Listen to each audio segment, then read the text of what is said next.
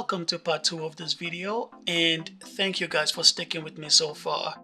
By now you should have collected all the information you need to fill out the application form. Let me remind you, the names, the addresses, and all the information I'll be entering on my end, it's all fake stuff. So please make sure you put in the correct information on your end.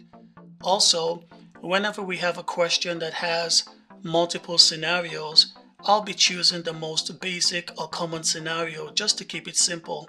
Alright, so here we go. Alright, first things first, let me show you where to get the application form. So open up your internet browser, and as you can see, I'm using Chrome. Do a search for Canada Child Passport.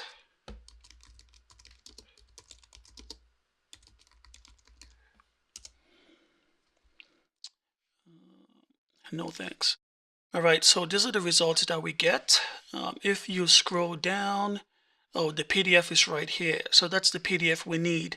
And I have no trouble clicking on this PDF because I can see it's from the Government of Canada's website. So if I click on that PDF, and that is the application form we need right there. Boom. Alright, but let's go back and look at the first result here. Alright, so this first result takes us directly to the Government of Canada website. Let's click on that. And no thank you, we don't want to do a survey. Alright, so let's come down, apply for a child's passport, click on that. Scroll down, where do you live? We're applying from within Canada, so click on that, get information. And that's the same PDF right here. So let's click on that. And we're back to the right document. All right. Now, this is a fillable PDF. So as you can see, I can click on any one of the fields and start typing. All right. Well, let's delete that. What I prefer to do is I prefer to download this to my hard drive. That way, if I start filling out the form, and I need to go do something, I can just save it and come back to it later. And to download this to your hard drive, just mouse over here on the very top, the right hand side, and click on this down facing arrow, and you can save that on your hard drive. So just hit save. All right, I'm gonna hit cancel because I already saved a copy. After downloading the form and saving it to your hard drive, when you open up the PDF, this is what you should have. To speed things up, what I'll do is I'll go ahead and fill out the forms, then we'll go through the information together. As you can see, I have filled out the forms, so let's just dive right in. Before we begin, let's look at the instructions at the very top. Please read the instructions.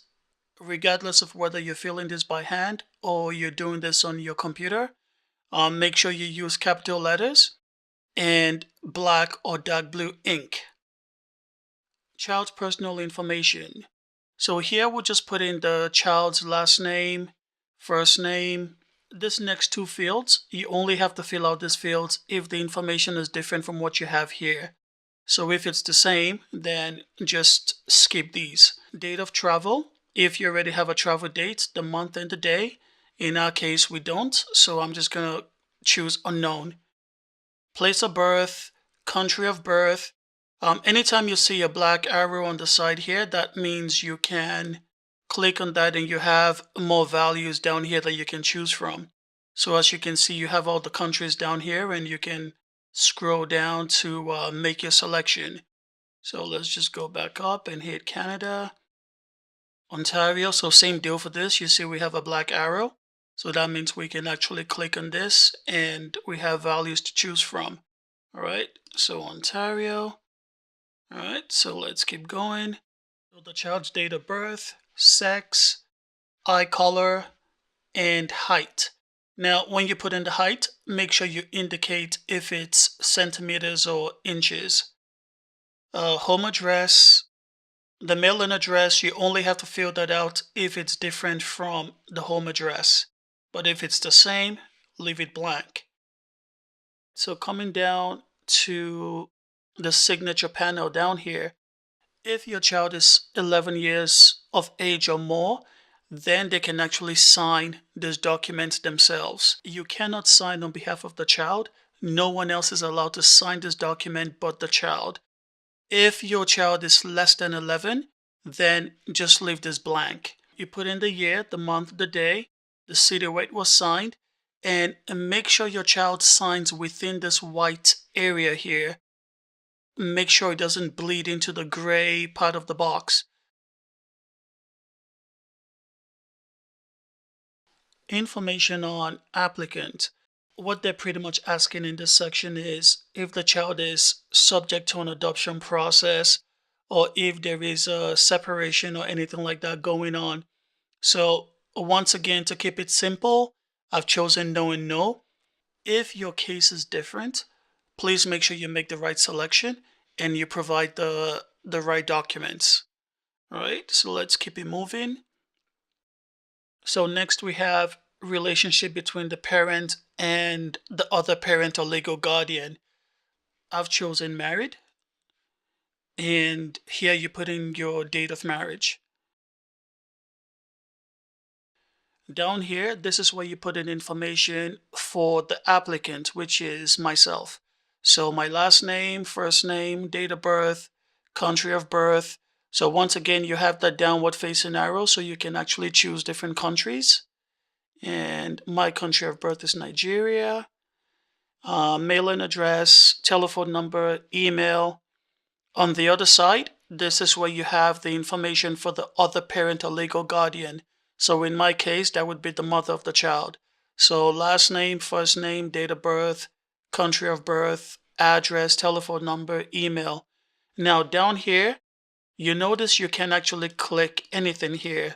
So you don't have any fields here that you can change. And the reason for that is because you would have to put in that information by hand.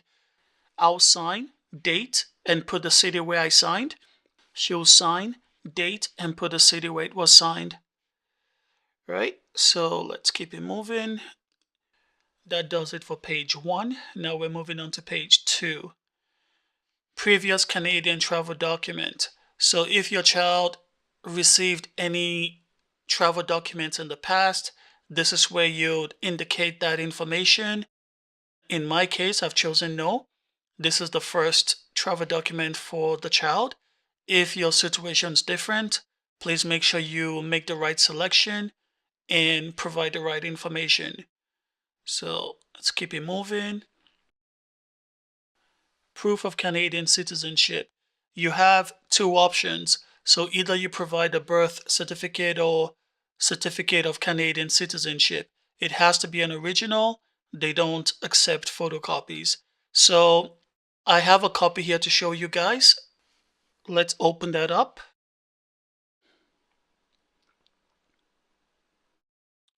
Let's make it full screen. And make it a little bigger so you can see.